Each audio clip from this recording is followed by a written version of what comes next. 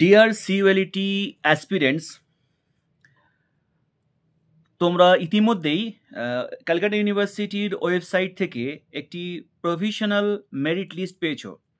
আর এই provisional merit লিস্টটা ভীষণই ইম্পর্ট্যান্ট যারা তোমরা এবারের অ্যাসপিরেন্টস হয়েছো তোমাদের জন্য, কারণ এই প্রভিশনাল মেরিট লিস্ট ধরেই কিন্তু কাউন্সেলিং শুরু হবে। এবং স্টুডেন্টরা একটা কনফিউশনের মধ্যে পড়ে গিয়েছে যে ইউনিভার্সিটি অফ ক্যালকাটা এই কিছুদিন আগে একটা প্রভিশনাল লিস্ট দিল, একটা মেরিট লিস্ট দিল, ড্রাফট মেরিট লিস্ট, তারপরে আবার সেটাকে চেঞ্জেস করে দিল, এরকম বারংবার হচ্ছে। তাহলে এইটা আবার কি জিনিস? আসলে এই যে মেরিট লিস্টটা ইউনিভার্সিটি অফ ক্যালকাটা দিয়েছে, প্রভিশনাল মেরিট লিস্ট, এটা কিন্তু ভীষণ ইম্পর্টেন্ট।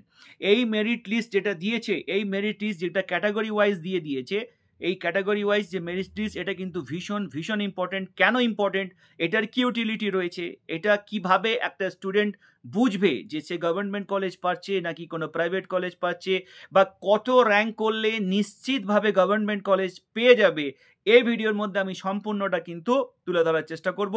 এই জাস্ট কিছুক্ষণ আগে ইউনিভার্সিটি অফ ক্যালকাটা কি করেছে, এই প্রভিশনাল মেরিট লিস্টটা দিয়েছে। আর আমি একটু বাইরে থাকার কারণে আমি যেভাবে তোমাদের কাছে রিপ্রেজেন্ট করি সিইউএলইটি রিলেটেড ইনফরমেশনস, সেটা না করতে পারলেও আমার এই ভিডিওটা যদি তোমরা দেখো শেষ পর্যন্ত, প্রত্যেকের কনসেপ্ট একদম ক্লিয়ার হয়ে যাবে যে কিভাবে ইউনিভার্সিটি অফ ক্যালকাটাতে এবছর কত র্যাঙ্ক করলে গভর্নমেন্ট কলেজ নিশ্চিতভাবে পাবে এবং কাউন্সিলিং প্রসেসটাই বা কীভাবে হবে। তাহলে আমি আর দেরি না করে সরাসরি চলে আসছি সেই পিডিএফটার মধ্যে, যেটা আনরিজার্ভ ক্যাটাগরির জন্য একটা পিডিএফ পাবলিশ করেছে।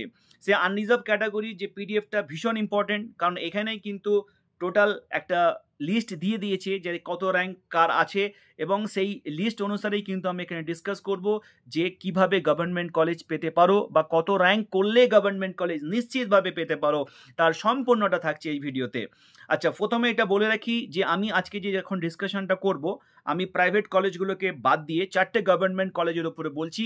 ঠিক একই প্রসেসে তোমরা প্রাইভেট কলেজগুলো তোমরা কি করতে পারবে না, বের করে নিতে পারবে। তাহলে একটু তোমাদেরকে রিমাইন্ডার দিয়ে দিই, ইউনিভার্সিটি অফ ক্যালকাটা যে টোটাল সিট স্ট্রাকচার দিয়েছিল, সেখানে স্ট্রাকচারটা ঠিক কিভাবে দিয়েছিল আমি জাস্ট তোমাদেরকে একটু বলে দিই। হাজরা ক্যাম্পাসের জন্য, কারণ এইটা খুবই ইম্পর্টেন্ট এই ভিডিওটার জন্য, সেই কারণেই কিন্তু বলছি, আদারওয়াইজ আমি বলতাম না।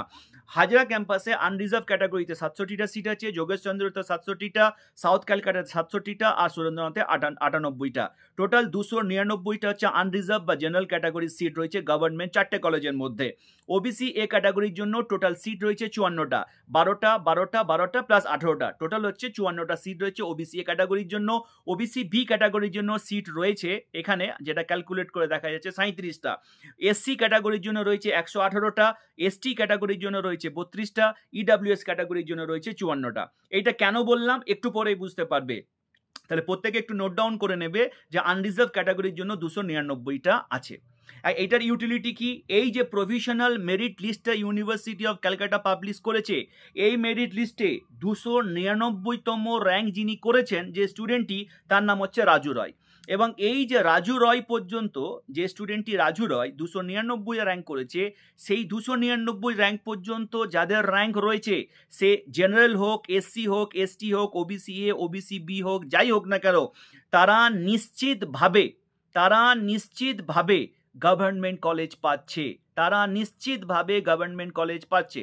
এখন প্রশ্ন হচ্ছে যে ছেলেটি 300 নম্বরে র্যাঙ্ক করেছে, তার মনে প্রশ্ন উঠতে পারে, 301 নম্বরে যদি র্যাঙ্ক করে থাকে তার মনে প্রশ্ন উঠতে পারে, স্যার আমি কি গভর্নমেন্ট কলেজ পেতে পারি? তুমি বা তোমরা তখনই গভর্নমেন্ট কলেজ পেতে পারবেও যদি 1 থেকে 299 পর্যন্ত র্যাঙ্ক করা স্টুডেন্টরা কেউ অ্যাডমিশন না নেয়, তবেই তোমরা সুযোগ পাবে গভর্নমেন্ট কলেজে চান্স পাওয়ার জন্য। এখন তুমি যদি জেনারেলগুলোকে কাউন্টিং করা শুরু করো যে স্যার আমার জেনারেল র্যাঙ্ক তো এত এসেছে এবং জেনারেল সিট তো 299, তাহলে আমি কি পাবো? বিষয়টা কিন্তু তা নয়। ইউনিভার্সিটি অফ ক্যালকাটা এবং গভর্নমেন্টের রুলস অনুসারে, গভর্নমেন্টের রুলসে ইউনিভার্সিটি অফ ক্যালকাটা ফলো করেছে, যেখানে স্পষ্টতই বলে দিয়েছে যে সমস্ত OBC A, OBC B, SC, ST, EWS ক্যাটাগরির স্টুডেন্ট বাই মেরিট র্যাঙ্ক করছে, মানে এই জেনারেল ক্যাটাগরির পর্যন্ত যে গভর্নমেন্ট কলেজ রয়েছে তার মধ্যে যারা র্যাঙ্ক করছে তারা কিন্তু তখন তাদের রেসপেক্টিভ যে ক্যাটাগরি রয়েছে OBC A, OBC B, SC, ST বা ইডব্লিউএস, তখন তারা কিন্তু সেই রেসপেক্টিভ ক্যাটাগরিতে ট্রিট হবে না, তারা প্রত্যেকে সেই ক্যাটাগরি থেকে আনরিজার্ভে কনভার্ট হয়ে যাবে। তার মানে 1 থেকে 299 পর্যন্ত যে স্টুডেন্টগুলো রয়েছে সে যে কোনো ক্যাটাগরিরই হোক না কেন তারা প্রত্যেকে আনরিজার্ভ হিসেবে ট্রিট হবে। এবং সেই কারণে যদি কেউ হিসাব করে এসসি, এসটি, ওবিসি কে বাদ দিয়ে আমার জেনারেল র্যাঙ্ক এত আসে, সেই ক্যালকুলেশনটা কিন্তু ভুল হয়ে যাবে। তার মানে 1 থেকে 299 পর্যন্ত যাদের র্যাঙ্ক আছে সে যে কোনো ক্যাটাগরির স্টুডেন্ট হোক না কেন এই 4টে গভর্নমেন্ট কলেজের মধ্যে নিশ্চিতভাবে সে একটি কলেজে চান্স পাচ্ছে। এখন প্রশ্ন হচ্ছে হাজরা কলেজে আমি কি চান্স পাবো? হাজরা কলেজে চান্স পেতে গেলে 1 থেকে 67র মধ্যে যাদের র্যাঙ্ক রয়েছে তারা যদি কলেজ প্রেফারেন্স যদি হাজরা দিয়ে থাকো তাহলে নিশ্চিতভাবে সে যে ক্যাটাগরির স্টুডেন্ট হোক না কেন 1 থেকে 67 পর্যন্ত আনরিজার্ভ ক্যাটাগরিতে সিট রয়েছে হাজরা ক্যাম্পাসে। তো 67 পর্যন্ত যদি তোমাদের র্যাঙ্ক হয়ে থাকে এবং তোমরা ফার্স্ট প্রেফারেন্স যদি হাজরা কলেজ দিয়ে থাকো তাহলে নিশ্চিতভাবে তোমরা কিন্তু হাজরা কলেজ পাচ্ছ গভর্নমেন্ট কলেজ হিসেবে। এবার বিষয়টা দাঁড়াচ্ছে কি, তাহলে বিষয়টা কিন্তু খুবই ক্রুশিয়াল হয়ে গেল। কারণটা কি, এবার এখন প্রশ্ন হচ্ছে যে আনরিজার্ভ ক্যাটাগরির যে স্টুডেন্ট আছে তারা কি করবে? কারণ আনরিজার্ভ ক্যাটাগরিতে টোটাল গভর্নমেন্ট কলেজের সিট রয়েছে 54টা। এখন প্রশ্ন হচ্ছে এই 1 থেকে 299 পর্যন্ত 1 থেকে 299 পর্যন্ত যতগুলো স্টুডেন্ট ওবিসি এ ক্যাটাগরিতে চান্স পেয়েছে এরা প্রত্যেকেই কিন্তু আনরিজার্ভ ক্যাটাগরিতে কনভার্ট হয়ে যাচ্ছে। আরও স্পেসিফিকলি যদি আমি বলি যে 1 থেকে 67 পর্যন্ত যে স্টুডেন্টগুলো ওবিসি এ ক্যাটাগরিতে চান্স পাচ্ছে, এই 1 থেকে 67 পর্যন্ত আমি দেখতে পাচ্ছি 5 জন ছেলে ওবিসি এ ক্যাটাগরিতে চান্স পেয়েছে, আমি হিসাব করে দেখলাম। তাহলে এই যে 5 জন ছেলে, এই 5 জন ছেলে কিন্তু ওবিসি এ হিসেবে ট্রিট হবে না, এরা হয়ে যাবে আনরিজার্ভ ক্যাটাগরি। আর হাজরা ক্যাম্পাসে টোটাল 12 জন ওবিসি এতে গভর্নমেন্ট কলেজে অ্যাডমিশন নিতে পারে। তাহলে যে 5 জন ওবিসি এ থেকে আনরিজার্ভ হয়ে গেল ওরা কিন্তু ওবিসি এর মধ্যে কাউন্টিং হবে না, ওদেরকে বাদ দিয়ে আরো 12 জন কি হবে না গভর্নমেন্ট কলেজে চান্স পাবে ওবিসি এ ক্যাটাগরি স্টুডেন্ট। তার মানে 12 + 17 মানে 1 থেকে 17 পর্যন্ত যাদের ওবিসি এ ক্যাটাগরির র্যাঙ্ক রয়েছে তারা যদি প্রেফারেন্স মানে প্রথম প্রেফারেন্স যদি হাজরা কলেজ দিয়ে থাকে তারা নিশ্চিতভাবে কিন্তু হাজরা কলেজে চান্স পাবে। আবার একই রকমভাবে ওবিসি বি ক্যাটাগরিতে হাজরা কলেজের সিট আছে কত? 8 জন। তাহলে 1 থেকে 67 পর্যন্ত হাজরা কলেজে চান্স পেয়েছে ওবিসি বি ক্যাটাগরিতে 6 জন স্টুডেন্ট। তাই যে 6 জন চান্স পেয়েছে তারা হচ্ছে আনরিজার্ভ ক্যাটাগরি হয়ে গেল। ওই 6 জন প্লাস ওবিসি বি ক্যাটাগরিতে 8টা সিট রয়েছে, তার মানে টোটাল 14 র্যাঙ্ক পর্যন্ত স্টুডেন্ট ওবিসি বিতে যদি র্যাঙ্ক করে থাকে, 14 র্যাঙ্ক পর্যন্ত স্টুডেন্ট ওবিসি বি এর কথা বলছি, যদি কারো 14 র্যাঙ্ক পর্যন্ত স্টুডেন্ট থাকে আর তার যদি প্রেফারেন্স কলেজ প্রেফারেন্স প্রথমে হাজরা থাকে নিশ্চিতভাবে সে হাজরা কলেজ পাবে। তাহলে এই ক্যালকুলেশনটা আমি কিভাবে করছি, 1 থেকে 299 পর্যন্ত সেই রেসপেক্টিভ ক্যাটাগরি যে কটা স্টুডেন্ট থাকবে তারা কিন্তু আনরিজার্ভে কনভার্ট হচ্ছে, সেই স্টুডেন্ট যতগুলো থাকলো আর যতগুলো সিট রয়েছে সেটাকে টোটাল করলে সেই র্যাঙ্ক পর্যন্ত স্টুডেন্ট কিন্তু সেই কলেজে কিন্তু চান্স পাবে। তাহলে এইরকমভাবে টোটাল যে ক্যালকুলেশনসটা আমি করে দেখেছি, এখন ইউনিভার্সিটি অফ ক্যালকাটা যে প্রভিশনাল মেরিট লিস্টটা দিয়েছে সেই মেরিট লিস্ট অনুসারে ওবিসি এ ক্যাটাগরির কথা প্রথমে আমি আসি। ওবিসি এ ক্যাটাগরিতে টোটাল দেখা যাচ্ছে 28 জন স্টুডেন্ট রয়েছে যারা 1 থেকে 299 এর মধ্যে র্যাঙ্ক করেছে। এই 28 জন থাকার অর্থ হচ্ছে এই 28 জন কিন্তু আনরিজার্ভ হিসেবে ট্রিট হয়ে গেল। তার মানে টোটাল ওবিসি এ ক্যাটাগরিতে 54 জন গভর্নমেন্ট কলেজে অ্যাডমিশন নিতে পারতো। তাহলে সেই 54 জন তো অ্যাডমিশন নেবে কাদেরকে বাদ দিয়ে না, এই 28 জন যারা আনরিজার্ভ হয়ে গেছে তাদেরকে বাদ দিয়ে। তার মানে কত র্যাঙ্ক পর্যন্ত ওবিসি এর স্টুডেন্ট নিশ্চিতভাবে গভর্নমেন্ট কলেজ পাচ্ছে? তাহলে 54 + 28 মানে যাদের র্যাঙ্ক 82 পর্যন্ত ওবিসি এ ক্যাটাগরির স্টুডেন্ট নিশ্চিতভাবে কোনো না কোনো গভর্নমেন্ট কলেজ পাবে যদি তাদের প্রেফারেন্সে গভর্নমেন্ট কলেজ প্রথমে দেয়া থাকে সেক্ষেত্রে। তাহলে ওবিসি এ ক্যাটাগরির স্টুডেন্ট নিশ্চিতভাবে যদি 82 পর্যন্ত র্যাঙ্ক থাকো তোমরা গভর্নমেন্ট কলেজ পাবে। তাহলে এরপরে যাদের র্যাঙ্ক আছে তারা কি গভর্নমেন্ট কলেজ পাবে না?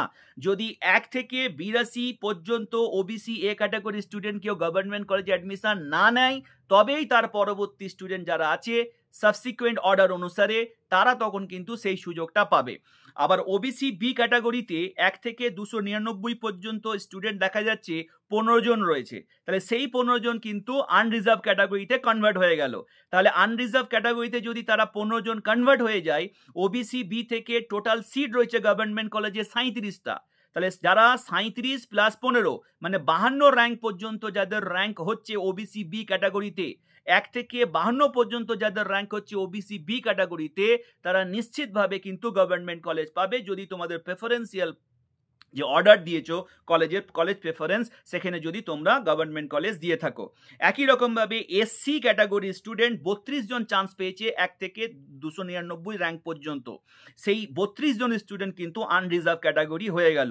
তাহলে টোটাল এসসি সিট ছিল গভর্নমেন্ট কলেজের জন্য 118টা, 4টে গভর্নমেন্ট কলেজে, সেই 118-এর সাথে 32 যোগ করলে দাঁড়াচ্ছে আমাদের 150। তাহলে 150 পর্যন্ত যারা এসসি র্যাঙ্ক করেছো, তারা তোমরা যদি কলেজ প্রেফারেন্স হিসেবে গভর্নমেন্ট কলেজ প্রথমে রেখে থাকো, এই 4টে কলেজের মধ্যে নিশ্চিতভাবে কোন একটা কলেজ পাবে। কিন্তু কোন কলেজ পাবে সেটা বলা পসিবল নয়, কারণ অন্যান্য কম্পিটিটররা কলেজ প্রেফারেন্স হিসেবে কি রেখেছে, কোন কলেজে ভ্যাকেন্সি বা অ্যাভেলেবিলিটি থাকবে, এই সব কিছুর ওপর ডিপেন্ড করে হবে।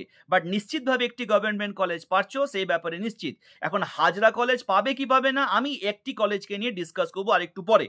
এসটি ক্যাটাগরিতে টোটাল সিট আছে গভর্নমেন্ট কলেজে 32টা, আর 1 থেকে 299 এর মধ্যে মাত্র একটি এসটি ক্যান্ডিডেট সে চান্স পেয়েছে। তার মানে টোটাল যাদের র্যাঙ্ক হচ্ছে 1 থেকে 33 পর্যন্ত স্টুডেন্ট, তারা কিন্তু এসটি ক্যান্ডিডেট হিসেবে কোনো না কোনো গভর্নমেন্ট কলেজ পেয়ে যাবে। তাহলে এই হলো ক্যাটাগরি ওয়াইজ কত র্যাঙ্ক পর্যন্ত স্টুডেন্ট তোমরা গভর্নমেন্ট কলেজে চান্স পেতে পারো। তাহলে আমি আরেকবার ছোট করে রিপিট করছি, ওবিসি এতে যারা র্যাঙ্ক করেছো 1 থেকে 82 পর্যন্ত, তোমরা যদি কলেজ প্রেফারেন্সে গভর্নমেন্ট কলেজ প্রথমে দিয়ে থাকো, নিশ্চিতভাবে কোনো না কোনো একটা গভর্নমেন্ট কলেজ পেয়ে যাবে, সেটা হাজরা হোক, যোগেশচন্দ্র হোক, সাউথ ক্যালকাটা হোক বা সুরেন্দ্রনাথ ল কলেজ হোক। ওবিসি বিতে যাদের র্যাঙ্ক 52 পর্যন্ত রয়েছে, তারা নিশ্চিতভাবে কোনো না কোনো একটা গভর্নমেন্ট কলেজ পেয়ে যাবে। এসসি ক্যাটাগরিতে যাদের র্যাঙ্ক 150 পর্যন্ত রয়েছে, তারা নিশ্চিতভাবে কিন্তু গভর্নমেন্ট কলেজ কোনো না কোনো একটা পেয়ে যাবে। এসটি ক্যাটাগরিতে যাদের র্যাঙ্ক 1 থেকে 33 পর্যন্ত, ক্যাটাগরি যে র্যাঙ্কটা আছে সেটাগুলোর কথা বলছি, যদি তোমরা পেয়ে থাকো তাই নিশ্চিতভাবে কোনো না কোনো কিন্তু গভর্নমেন্ট কলেজ তোমরা পেয়ে যাচ্ছ। তাহলে হিসাবটা ঠিক কিভাবে করতে হবে, গভর্নমেন্ট কলেজে ঠিক যেভাবে দেখালাম, প্রাইভেট কলেজেও কিন্তু এইরকমভাবে সেই ক্যালকুলেশনসটা করতে হবে, একটু কষ্ট করে সেটা করতে হবে। আমি শুধু গভর্নমেন্ট কলেজটাকে এই শর্ট পিরিয়ডের মধ্যে ক্যালকুলেট করে তোমাদেরকে ভিডিও করে দিচ্ছি, যদিও কিন্তু এই মুহূর্তে আমি ইন্ডিয়াতে নেই, তা সত্ত্বেও কিন্তু তোমাদের জন্য কিন্তু এই ভিডিওটা আমি সমস্ত প্রতিকূলতা সত্ত্বেও কিন্তু করছি, ইন্টারন্যাশনাল রোমিং এ থাকা সত্ত্বেও। আচ্ছা, দ্বিতীয়ত এবার আমি একটু হাজরা কলেজে চান্স পাওয়ার ক্ষেত্রে স্টুডেন্টদেরকে আরেকটু ভেঙে আমি এটাকে বোঝানোর চেষ্টা করছি, তাহলে জিনিসটা আরো স্পেসিফিক হয়ে যাবে।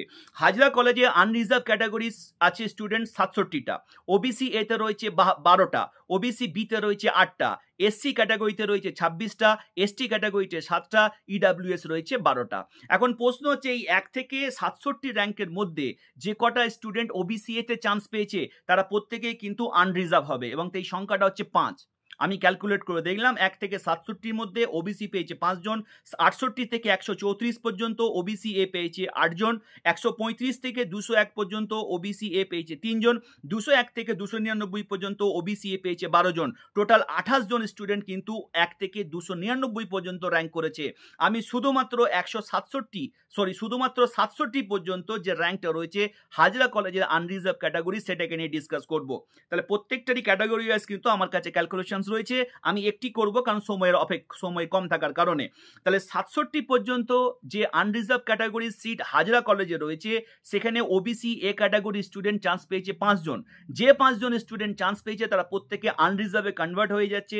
সেক্ষেত্রে ওবিসি এতে কত র্যাঙ্ক করলে হাজরা কলেজে নিশ্চিতভাবে র্যাঙ্ক করা যেতে পারে, তাহলে 12 জন তো কনফার্ম ছিলই, 1 থেকে 12 র্যাঙ্ক ওবিসি এর, তার সাথে আরো 5 জন যোগ হবে, কারণ তার আগে প্রথম 5 জন কনভার্ট হয়ে গিয়েছে কিসে, আনরিজার্ভ ক্যাটাগরিতে। তাহলে সেই 5 জনকে বাদ দিয়ে আরো 12 জন চান্স পাবে। তাহলে টোটাল 1 থেকে 17 পর্যন্ত যাদের ওবিসি এ ক্যাটাগরিতে র্যাঙ্ক, তারা নিশ্চিতভাবে হাজরা কলেজে চান্স পাবে যদি প্রথম কলেজ প্রেফারেন্স হিসেবে হাজরা কলেজ তোমরা দিয়ে থাকো। যদি 18 কেউ র্যাঙ্ক করে থাকো তখন তুমি তখনই কলেজ পাবে যদি 1 থেকে 17-র মধ্যে কেউ হাজরা কলেজে অ্যাডমিশন না নেয়, তখনই তুমি চান্স পাবে। একই রকমভাবে ওবিসি বি ক্যাটাগরিতে 1 থেকে 67-র মধ্যে ওবিসি বি ক্যাটাগরিতে 6 জন ছেলে চান্স পেয়েছে। আনরিজার্ভ ক্যাটাগরিতে সেই 6 জন যদি কনভার্ট হয়ে যায় তাহলে সেক্ষেত্রে ওই 6 জন কিন্তু আর ওবিসি বিতে কাউন্ট হবে না। তাহলে সেই 6 জনকে বাদ দিয়ে আরও 8 জনকে যদি নিতে হয় ওবিসি বি থেকে, তাহলে 8 আর 6 14, তাহলে 1 থেকে 14 পর্যন্ত যাদের র্যাঙ্ক রয়েছে তারা নিশ্চিতভাবে কি হবে না হাজরা কলেজে চান্স পেয়ে যাবে যদি কলেজ প্রেফারেন্সে তারা হাজরা দিয়ে থাকে। একই রকমভাবে এসসি ক্যাটাগরিতে 1 থেকে 67-র মধ্যে র্যাঙ্ক করেছে 4 জন, তাহলে এই 4 জন আনরিজার্ভ ক্যাটাগরি হয়ে গেল। আর এসসি ক্যাটাগরিতে 26 জন চান্স পাবে হাজরা কলেজে। তাহলে এই 26 আর 4 30, 1 থেকে 30 পর্যন্ত যাদের র্যাঙ্ক আছে এসসি ক্যাটাগরিতে তারা নিশ্চিতভাবে হাজরা কলেজ পাবে যদি কলেজ প্রেফারেন্সে তারা হাজরা দিয়ে থাকে। একই রকমভাবে এসটি ক্যাটাগরিতে 7টা সিট আছে, 1 থেকে 67-র মধ্যে একটি স্টুডেন্টও কিন্তু এসটি ক্যাটাগরিতে চান্স পায়নি, তাই টোটাল 7টা স্টুডেন্ট যারা এসটি ক্যাটাগরিতে র্যাঙ্ক করেছে 1 থেকে 7-এর মধ্যে, তাই 7 জন কিন্তু হাজরা কলেজে চান্স পাবে। তাহলে ঠিক এই রকমভাবে এই যে প্রভিশনাল মেরিট লিস্টটা পাবলিশ করেছে এইভাবে ক্যালকুলেশন করে তোমাদেরকে দেখে নিতে হবে যে তুমি কোন কলেজে চান্স পাচ্ছ। স্টুডেন্টরা বারংবার আমাদেরকে জিজ্ঞাসা করছো স্যার এত র্যাঙ্ক করলে কি আমি গভর্নমেন্ট কলেজ পাবো কি পাবো না, তার কিন্তু ক্যালকুলেশনস কীভাবে করতে হবে তার প্রভিশনাল মেরিট লিস্ট থেকেই তোমরা বুঝে নিতে পারবে। আমি 4টে গভর্নমেন্ট কলেজ দিয়ে তোমাদেরকে করে দেখালাম, এখন প্রাইভেট কলেজে এগুলো করতে গেলে এটা অনেক টাইম কনজিউমিং ব্যাপার এবং সময় সাপেক্ষ, সেটা করতে গেলে অনেক সময় লাগবে। এক্ষুনি বললে আর সঙ্গে সঙ্গে ক্যালকুলেশন করে দিয়ে সেটা পসিবল হবে না এবং আমার পক্ষে অন্তত এই মুহূর্তে সেটা পসিবল হবে না, কারণ জটিল একটা ক্যালকুলেশন করতে হবে পিডিএফ দেখে দেখে কতগুলো সংখ্যা রয়েছে সেই মতো করে। তার জন্য আমি স্টুডেন্টদেরকে বলবো একটু ধৈর্য ধরো, একটু ফার্স্ট কাউন্সিলিংয়ের জন্য ওয়েট করো। আরেকটা জিনিস তোমাদেরকে বলে রাখি, এই যে স্টুডেন্টগুলো রয়েছে ফার্স্ট কাউন্সিলিংয়ের পরে একটা ফার্স্ট কাউন্সিলিং কবে থেকে হবে এখনো পর্যন্ত ইউনিভার্সিটি ডিক্লেয়ার করেনি। যখন ইউনিভার্সিটি ডিক্লেয়ার করবে ফার্স্ট কাউন্সিলিং কবে থেকে হবে সেই ফার্স্ট কাউন্সিলিং অনুসারে একটা সিলেকশন লিস্ট পাবলিশ করবে এবং সেই সিলেকশন লিস্টে যারা যারা সিলেক্ট হবে কলেজ পাওয়ার জন্য, সে প্রাইভেট হোক আর গভর্নমেন্ট হোক, তাদেরকে প্রথমে কি করতে হবে সিট বুকিং করতে হবে। সেই সিট বুকিংটা যদি গভর্নমেন্ট কলেজ হয় 2000 টাকা, যদি প্রাইভেট কলেজ হয় তাহলে 10,000 টাকা। এই 10,000 কিংবা 2000 টাকা কিন্তু এক্সট্রা টাকা নয়, মানে অ্যাডমিশনের জন্য যে ফিজ আছে সেই ফিজ থেকে 2000 টাকা গভর্নমেন্ট কলেজের জন্য, 10,000 টাকা প্রাইভেট কলেজে দিতে হবে এবং সেই টাকাটা বাদ দিয়ে রিমেনিং যে অ্যাডমিশন ফিজ যে কলেজে তুমি চান্স পাচ্ছ সেই কলেজে তোমাকে অ্যাডমিশনের সময় দিয়ে দিতে হবে। এখন যদি কোনো স্টুডেন্ট মনে করে আমি আপগ্রেডেশন করব, আমি প্রথমে প্রাইভেট পেয়েছি আমি চেষ্টা করব গভর্নমেন্টের জন্য, তখন তাকে মপ আপ রাউন্ডের জন্য রেজিস্ট্রেশন করতে হবে এবং সেই রেজিস্ট্রেশন যদি তুমি করো তবেই মপ আপ রাউন্ডে তোমার সিলেকশন লিস্টে নাম আসবে। যদি রেজিস্ট্রেশন না করো তাহলে কিন্তু তোমার নাম আসবে না। সেক্ষেত্রে তোমাকে আপগ্রেডেশনের জন্য তোমাকে রেজিস্ট্রেশন করতে হবে এবং সেই রেজিস্ট্রেশন অনুসারে তোমার সিলেকশন লিস্টে যদি গভর্নমেন্ট কলেজ তুমি পেয়ে যাও, সেক্ষেত্রে তুমি যে প্রাইভেট কলেজে প্রথমে 10,000 দিয়েছিলে সেখান থেকে কি হবে তুমি 2,000 টাকা তোমার এখানে গভর্নমেন্ট কলেজে তোমার সিটটার জন্য রিজার্ভ হবে, বাকি 8,000 টাকা তোমাকে হয় রিফান্ড করে দেওয়া হবে অথবা তুমি চাইলে সেটাকে ট্রান্সফার করে দিতে পারো তোমার অ্যাডমিশন ফিজের ক্ষেত্রে বা তোমার সেমিস্টার ফিজের ক্ষেত্রে। তো সেই অ্যাডমিশন ফিজের সাথে সাথে তোমাকে সেমিস্টার ফিটা পরবর্তীতে রেসপেক্টিভ কলেজে তোমাকে জমা দিতে হবে। কিন্তু কোনো স্টুডেন্ট যদি মনে করে যে ফার্স্ট সিলেকশন লিস্টে আমার যে কলেজটা এসেছে সেখানে আমি সিট বুকিং করবো না, তাহলে কি সেই স্টুডেন্টটা মপ আপ রাউন্ডে সেকেন্ড সিলেকশনে কি চান্স পেতে পারে? এই ব্যাপারে ইউনিভার্সিটি এখনো পর্যন্ত কোনো ইনস্ট্রাকশন দেয়নি। সেক্ষেত্রে আমার আইডিয়া যে সেই স্টুডেন্টটাকে সিলেকশন প্রসেসে পরবর্তীতে চান্স দেওয়া হতে পারে, কিন্তু সেক্ষেত্রে কি প্রসিডিওর মেনটেন করতে হবে বা কি বৃত্তান্ত এই ব্যাপারে ইউনিভার্সিটি কিন্তু এখনো পর্যন্ত সাইলেন্ট রয়েছে। তাই এই ব্যাপারে যতক্ষণ না পর্যন্ত ইউনিভার্সিটি প্রপার কোনো ক্লারিফিকেশন বা ডাইরেকশন দিচ্ছে ততক্ষণ এই ব্যাপারে কিন্তু কোনো মন্তব্য আমি করব না। বিষয়টা কি প্রত্যেকে বুঝতে পারছো? একটা স্টুডেন্ট যদি মনে করে যে ফার্স্ট সিলেকশন লিস্টে যে কলেজটা পেয়েছে আমি সেটাতে সিট বুকিং করলাম না, আমি পরবর্তীতে আমি আরেকবার সিলেকশন প্রসেসে মপ আপ রাউন্ডে আমি ট্রাই করব, সেক্ষেত্রে সিটটা বুকিং না করে তাহলে কি সে করতে পারবে? এ ব্যাপারে ইউনিভার্সিটি প্রপার কোনো ক্লারিফিকেশন এখনো পর্যন্ত দেয়নি, কিন্তু উচিত হচ্ছে তাকে বসতে দেওয়া, যেটা সাধারণত হওয়া উচিত। কিন্তু এই ব্যাপারে ইউনিভার্সিটি যদি কোনো ক্লারিফিকেশন দেয় তো তবে এই ব্যাপারে তখন মন্তব্য করব, আদারওয়াইজ আমরা দেখি ইউনিভার্সিটি কি প্রসেস রেখেছে। তাহলে আজকে যে প্রভিশনাল যে মেরিট লিস্ট দেখেছে এর ইউটিলিটি এবং তার অ্যাপ্লিকেবিলিটি কি হতে চাচ্ছে স্টুডেন্ট আশা করি বুঝতে পেরেছো। এটা একটা ভীষণ ইম্পর্টেন্ট একটা পিডিএফ। এবার তোমরা নিজের মতো করে একটু ক্যালকুলেট করে দেখে নাও যে নিশ্চিতভাবে কোনো কলেজ পাবে কিনা। যাদের র্যাঙ্ক 1700, 2000, 2500 র্যাঙ্ক করেছো তোমাদের মনের মধ্যে প্রশ্ন আছে স্যার আমি কি প্রাইভেট কলেজ পাবো, তাই তোমাদেরকে একটু কষ্ট করে ঠিক এরকম হিসাব করে দেখে নিতে হবে যে কলেজ পাবে কিনা এবং তোমরা আশা করতে পারো যে কলেজ পেতে পারো, এবং সেক্ষেত্রে কি হবে, একটু ধৈর্য ধরে অপেক্ষা করতে হবে। যদি ফার্স্ট কাউন্সিলিং এর নাম না থাকে, মপ আপ রাউন্ডের জন্য রেজিস্ট্রেশন করবে এবং সেখানে তোমরা চেষ্টা করবে যে সিলেকশন লিস্টে তোমার নাম আসছে কিনা। যদি এসে যায় তো অ্যাডমিশন নেবে, যদি আপগ্রেডেশনের প্রয়োজন আপগ্রেডেশন করবে, যদি সেকেন্ড লিস্টে যদি নাম না আসে তার থার্ড মপ আপ রাউন্ডে ফের রেজিস্ট্রেশন করবে। তাহলে প্রথম একবার মপ আপ রাউন্ড রেজিস্ট্রেশন করার পরে তোমার কিন্তু পরবর্তী মপ আপ রাউন্ডে ফের যদি তুমি ট্রাই করতে চাও ফার্দার রেজিস্ট্রেশন করতে হবে, আগে রেজিস্ট্রেশনে কিন্তু হবে না। তাহলে আজকের এই ভিডিওটা এখানে পর্যন্ত থাকলো। আশা করি স্টুডেন্টের জন্য খুব হেল্পফুল হবে এবং তোমরা একটা প্রপার গাইডলাইন পেলে যে কিভাবে তোমাদেরকে সেটাকে দেখতে হবে এবং নিশ্চিতভাবে কত র্যাঙ্ক করলে তুমি গভর্নমেন্ট কলেজে একদমই চান্স পেয়ে যাচ্ছ, সেটা যে কোনো কলেজে হোক না কেন। তবে হ্যাঁ, তুমি হাজরা কলেজ পাবে কি যোগেশচন্দ্র পাবে এগুলো ডিপেন্ড করছে তোমার যারা কম্পিউটার যারা রয়েছে তারা কলেজ প্রেফারেন্সে কী কলেজ দিয়েছে, সেটা তো আমার পক্ষে এখান থেকে বলা পসিবল নয়, সেটা ইউনিভার্সিটি অফ ক্যালকাটা যখন কাউন্সিলিং করবে তখনই বলা পসিবল। তাই স্টুডেন্টরা যারা আমাদেরকে জিজ্ঞাসা করছে স্যার আমি এই কলেজ পাবো কিংবা হাজরা কলেজ বা যোগেন্দ্রনাথ কি সুরেন্দ্রনাথ ল কলেজ বা সাউথ ক্যালকাটা, এটা আমাদের পক্ষে বলা সম্ভব নয়, এটা কাউন্সিলিং এর মাধ্যমে কিন্তু সিলেক্ট হবে। কিন্তু হাজরা কলেজে নিশ্চিতভাবে হতে গেলে কত র্যাঙ্ক থাকতে হবে এবং তার কলেজ প্রেফারেন্স যদি হাজরা হয় তবেই সেটা পাবে, সেটা কিন্তু এই ভিডিওর মধ্যে আমি ডিসকাস করে দিয়েছি। তো থ্যাংক ইউ সো মাচ স্টুডেন্টসরা, এখানের মধ্যে থাকলো। আর যদি কোনো হেল্প লাগে আমাদের সাথে কন্ট্যাক্ট করবে, আমাকে হোয়াটসঅ্যাপ কল করবে বা হোয়াটসঅ্যাপে মেসেজ করবে আপ টু 29 পর্যন্ত, তারপরে আমি ইন্ডিয়াতে ব্যাক করছি। তারপর তোমাদের যা কিছু প্রয়োজন লাগবে আমাকে কল করে তোমরা জেনে নিতে পারবে। এছাড়া আরও একটা হেল্পলাইন নাম্বার আছে আমাদের, সেখানে তোমরা কল করে জানতে পারো। আজকে এখান পর্যন্তই।